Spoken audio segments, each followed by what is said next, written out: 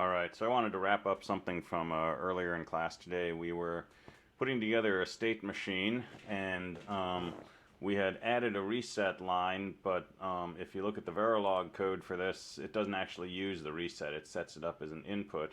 But if we try to simulate this, we'll end up with unknown states.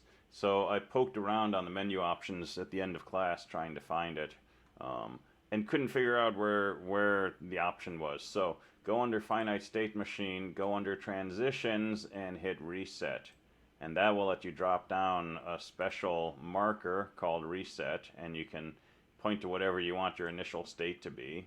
And then if I double click on this transition line, go to HDL, I can set up a condition. So I'll make my condition, for example, reset equals 1, two equal signs, and say OK, and that gets marked on my transition arrow now. So if I compile this, so I'll go to design, compile all, and then look at the Verilog code, now you'll find that down here in the always on negative edge clock, I have an if else, right? So when the clock ticks, what's going to happen is if the reset's equal to 1, the current state will be set equal to state 0.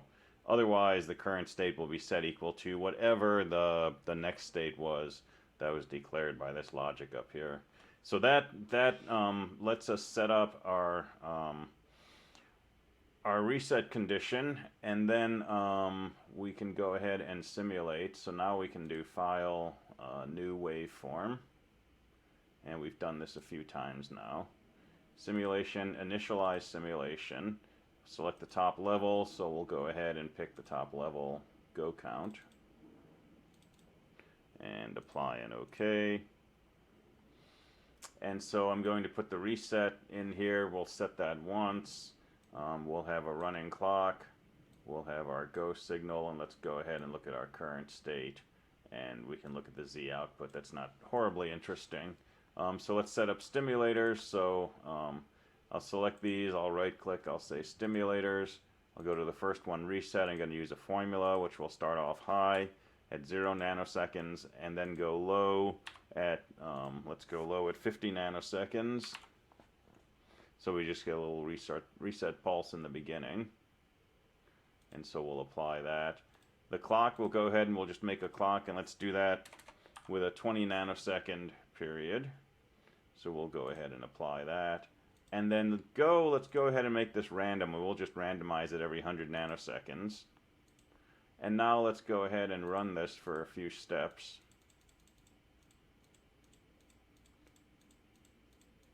And then let's zoom out and see what we've got here. So first of all, back in the beginning, at time 0, our reset line, which is this trace up here, went high, and that's what drove our state into state 1.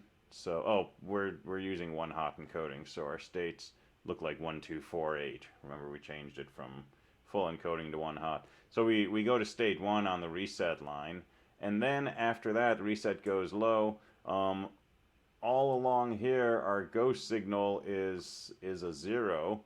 And even though the clock is ticking, we just hang out in state 2, state 2, state 2, state 2. At this point, though, the go signal goes high.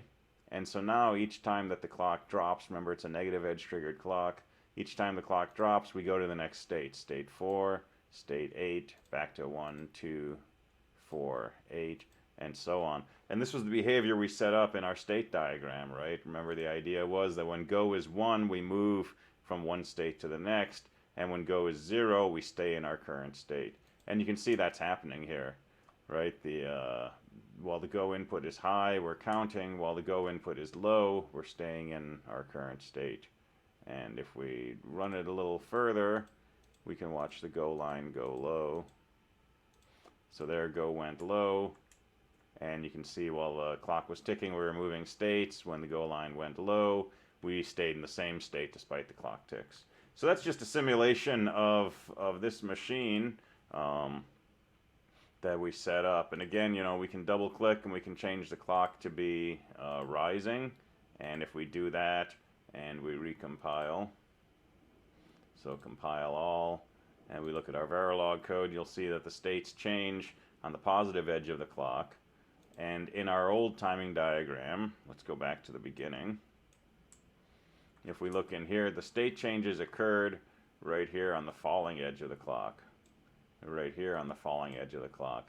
So if we stop this and we rerun our simulation, you'll see that our state is changing on the rising edge of the clock. Rising edge right there, we go from state 1 to 2. Rising edge here, we go from state 4 to 8, and so on. So that just ties up a loose end on how to hook up a reset signal here.